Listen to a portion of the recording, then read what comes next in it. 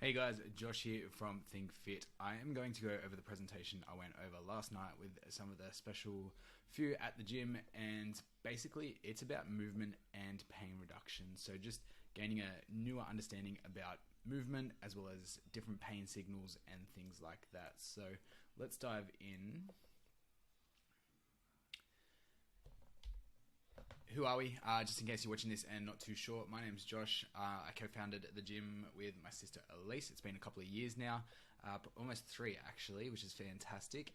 And we started out as a small boot camp and have had massive success moving forward, surviving COVID with the great help of our team. So we have Luke, Jamal, and Hannah who help us just about every single day, run the day-to-day. They're fantastic coaches, really leveled up over the last few years, and it allows us to grow and expand so that we can educate and help more people.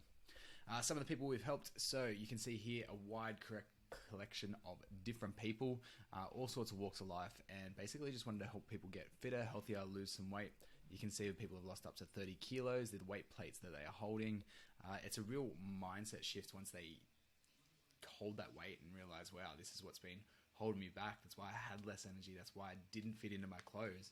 And yeah, it's just a cool recognition of that. It's not the ultimate goal for everyone, we understand, and that's why we try to make a fun, motivating, and social environment so that people can enjoy their life more.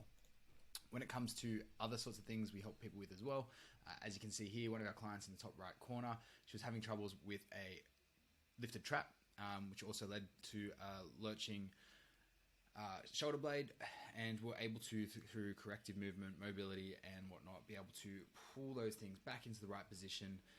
At the start, she couldn't even get underneath the barbell, so the barbell was like stuck here, and over time, probably, it was about 8 weeks where we were able to get her behind the barbell, and she started lifting weight up to like 80 kilos now. So it's obviously not the goal for everyone to lift heavy, but it's empowering, it builds confidence, and it's exciting for people to be able to realize how their potential can change as they work on themselves. You'll see other things that we've helped with, like teaching people the importance of sleep, de-stressing, importance of food, matching it with your energy so that you're getting the right outcomes according to your goals. Rarely using painkillers, so improving osteoarthritis. I know a lot of older people think that they're kind of screwed once they get older, but the truth is, with strength training, with mobility exercises and moving correctly, you're actually going to improve and reduce the amount of pain you have, and you're going to enjoy life a lot more because you're going to have these newfound mobilities maybe that you might not have had for a while. The last one there is my lower back no longer hurts, and if it does, it just clears up so much quicker. On the right is just a couple of lifting improvements. There's Tamar there. For instance, she's added an extra 50 kilos to her squat. Like I said, it's just exciting. It's changing your life. It's proving to yourself that you can actually get better at things, and that translates into other areas of your life. So what I want to talk about for this one, signals from your body. There's various signals that your body gives you, and it could lead to other things. But instead of reaching straight away for that medication or going straight to the doctor, what I'd love for you to do is think about, all right, I have a headache. Have I today drank at least 2 liters of water? Did I sleep in a weird position? Am I extra stressed than usual? Have I not eaten the right sort of foods throughout the day? And if you don't know what the right sort of foods are, it's time to get educated. We live in a world where food isn't really food anymore. So if you're not eating holistic food, whole natural food, you're not going to be able to deal with the day-to-day pressures of life. You're going to have things like headaches occur, bodily pains. So if you're eating too much sugar, it can actually create negligible effects on your joints, and as well your hormones too. So having too much sugar in your gut, it really influences what happens with your hormones, because a lot of hormones are produced in your stomach, and that affects things like your skin and all sorts of other things. On the bottom right, you might not have seen this image before, but we're looking at myofascial tissues. So that is kind of like this connective tissue that runs all throughout the body. Most people know it to surround the muscles, but it actually connects every single organ in your body. When you're stressed, when you're overworked, that can actually become very restrictive, and that's what kind of limits a lot of people's mobility. And it's really important to understand the connection between the fascia and using the roller, which we'll talk about in a little bit. The problem with going to a usual doctor, they kind of look at the picture versus the person. And what I mean is they're looking straight at the systems versus trying to understand the root cause. They don't ask you how many hours of sleep you're having. They don't ask you how much water they're drinking. They don't ask you how many vegetables you're eating. All these things are incredibly important. If I was to show you a list of the symptoms from vitamin deficiencies, which I think it's over 45% of people are vitamin deficient, because we eat these diets that don't actually have enough nutrients in them.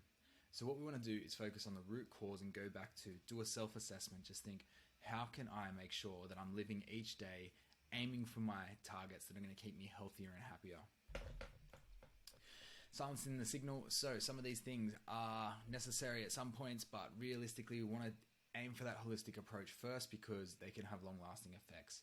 For instance, just a little story about my mum here. So the doctor said, oh, you have carpal tunnel, and she got the surgery, wasn't working. They said, oh, actually, maybe you have rheumatoid arthritis. Her markers weren't even that high, and she went on this chemotherapy medication, and I was like, geez, this is pretty wild. Like, this is strong stuff. So she did that for a little bit, no results. And I'm like, look, Mum, I honestly think you're stressing out a lot. There's a lot going on. You need to slow down. You need to eat better and do some strength training. And lo and behold, her life changed. Her hand started improving. At one point, she was like dropping things in the kitchen, and like, you know, that really affects your life. So being able to get back on top, drop a few kilos as well, and get to a better, healthier weight. She reduced the stress and her hand improved significantly. You got other things like injections. My nan, the other week, she got an injection in her hip because her hip was playing up. She's just started moving a little bit less. And what happened was a day later, after she's like, oh yeah, it's amazing, it was shocking again. She couldn't get out of bed. So we had to get someone that we know over to help her massage her while she was in bed to release the muscles that were actually tight and causing that sciatica type pain so that she could get up and function.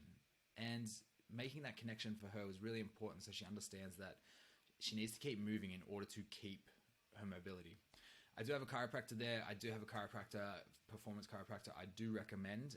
And the reason I just have that there is because if you're seeing the same person for like years or longer than you think you should, and they're just adjusting and you're never seeing any progress, or they don't have you on a progress plan, I want to tell you, you're probably seeing the wrong person. All right. So there needs to be some sort of progression from where you are and then doing the exercises. And if that's your fault, that's what you need to look at. But if someone's just like, just come back, just adjust, you really need to seek better counsel on that.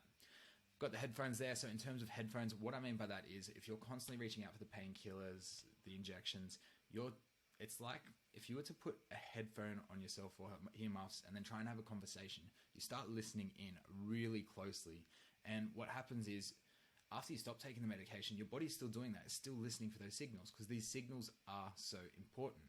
So what you need to take into consideration before you start grabbing the medication is like, all right, can I run through my list? Am I being the healthiest I can be? No, I could drink some more water.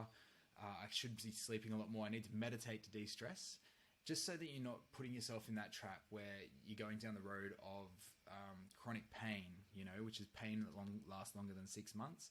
And through the work I've been doing and working with Sid, he's at Proform in Minchinbury, it's a massive indicator of how we can eliminate migraines, how we can make people feel better and enjoy exercise and live their life. So look out for those things. Not putting shit on all the doctors and everything out there. There is a time and a place for them. I totally understand. But it's just framing yourself first in a position to make sure, am I taking care of my health? And you need to understand also that some of the things that you're going to do medication-wise are going to have long-lasting side effects. All right, so just take note of them, read them, and understand that it can happen, and I've seen it happen plenty of times. Mindset matters when it comes to improving your movement and your pain. So what you need to understand is the fixed mindset, which is like, we'll go over that in a second, and then a growth mindset is going to help you. So fixed mindset usually comes to age. People are like, I'm this age, I can't do that. It's not possible at my age. I can't learn anymore. Old dogs can't learn new tricks. They get stuck in the always sort of referencing, making sure they're limited in, I've always been like this, my muscles always done that, whatever. Past injuries, I've had people come to the gym and it absolutely blows my mind that 20 years ago, the doctor said, hey, you shouldn't squat because it hurts. Of course. You shouldn't squat because it hurts. Then they don't do any exercise or anything when they need to squat differently. It's all about maneuvering your body correctly. And us, we got him moving properly, feeling better. You know, he was able to start adding weight to his squats and life was significantly improving. So you got to watch out what you listen to, and you can't take it all in and just think that's it, that's gospel. I've got a tattoo on my arm. It's a puzzle. It's on the word of no one. Essentially, put the pieces together yourself, and that's something I live by. You can't always take things for face value, and you do need to find alternate ideas to contrast your ideas and be super open to changing your mind. The growth mindset, pretty much, open-minded, hold on to ideas, not beliefs. Beliefs can really affect you deeply if you have so many of them, and be willing to try and learn. And a little bit more on beliefs. So beliefs are usually an acceptance that something exists or is true, especially one without proof. This creates like a cognitive bias, and what that means is you shortcut important facts because they don't quite line up with what you believe, and it also affects your ego if you don't change your mind on that. So learning to be humble, learning to change your mind is really important when it comes to getting healthier, moving better, reducing pain. The reason is, with beliefs, if you do not believe, you will not act. So you need some sort of barrier there where you're like, all right, well, I'm ready to take the leap. I'm going to try something different, because if you don't believe it's going to work, you're not going to try it the hardest. Movement principles. So moving on, right here we have first, move well, then move often. Seek a quality minimum before considering more and heavier. This is something we see too often in all sorts of places. We did it initially too in our boot camps, and we're just getting people in, training them, not making sure we're taking care of how they moved first, and just trying to give them what they thought they wanted, which was to get smashed, and it doesn't work. It causes burnout, injuries, all sorts of things. So now we get people to move well first.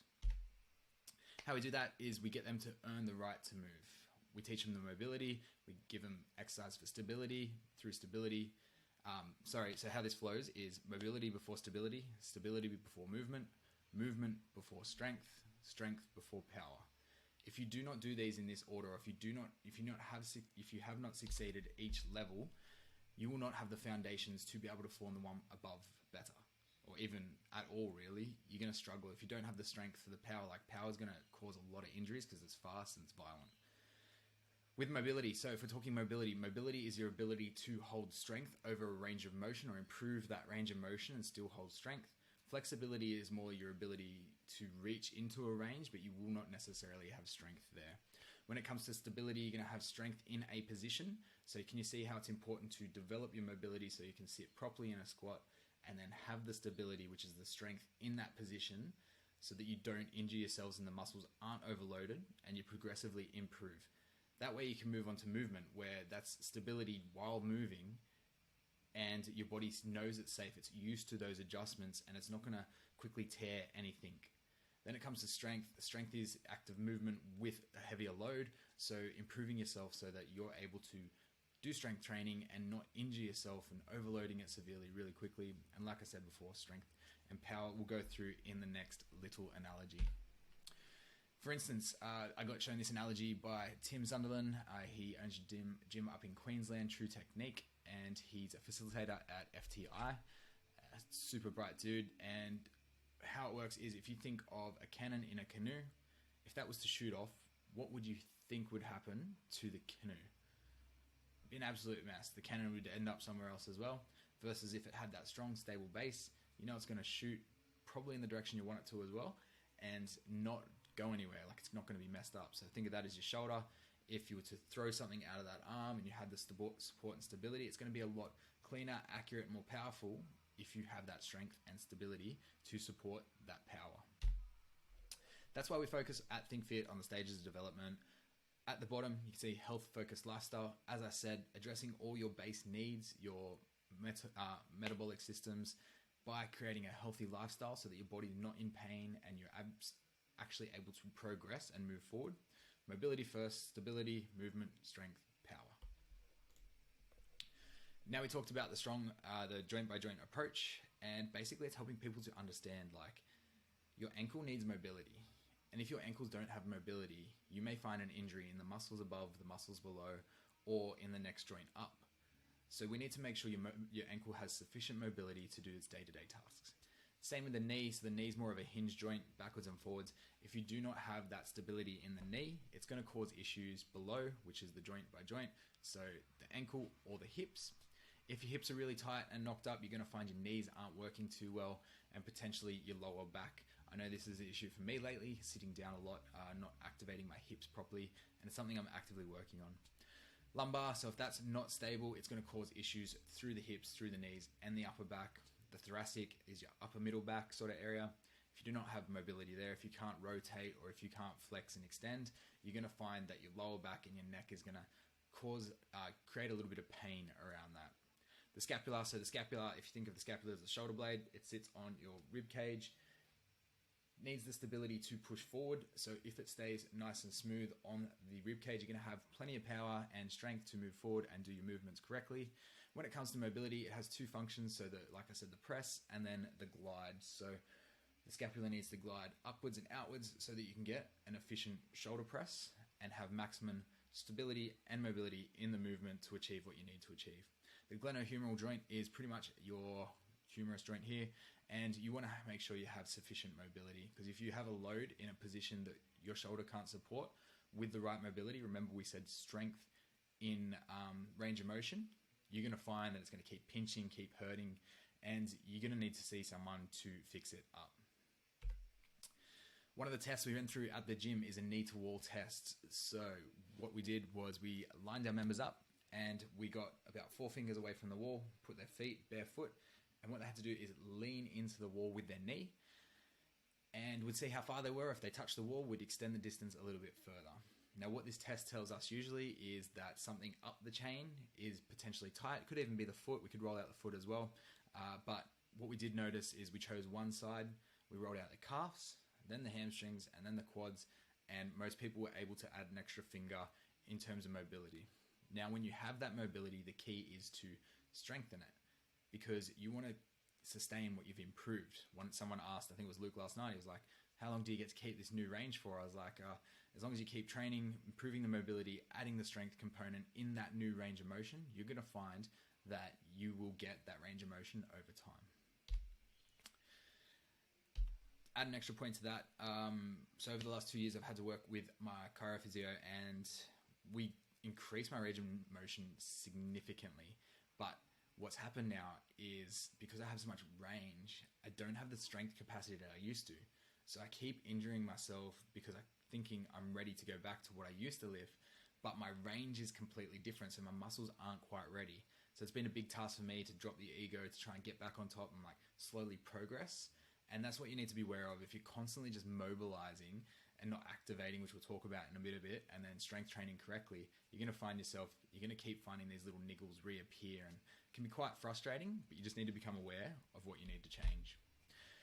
Test 2, so the test number 2, what we did was an overhead reach, and we could see, like, we're trying to get flat back against the wall, hands come back. If the wrist touched the wall, they were pretty flexible without the back arching. But we came back, we rolled out, so we mobilized the lats, which is these muscles under here. You got your pecs, which is here, and then your traps. And we found that once we released them, we only did one side. People's hands were able to go back further and straighten their arms a lot better. Mind-blowing when you're there. We'll have some photos, I think, popped up in our stories if you want to find them. If you're interested in learning more on how to do these things, especially for your personal mobility issues, hit me up. I'm happy to help. We can write out a program for you and help you regain that sort of mobility and momentum. Really need to think about this concept though. So injury rehab and prehab puzzle. So you should always be training in a prehab sense, especially if you're not competing or anything. Like, you want to live and enjoy your life. Trust me, I've been going through back injuries my last 2 years.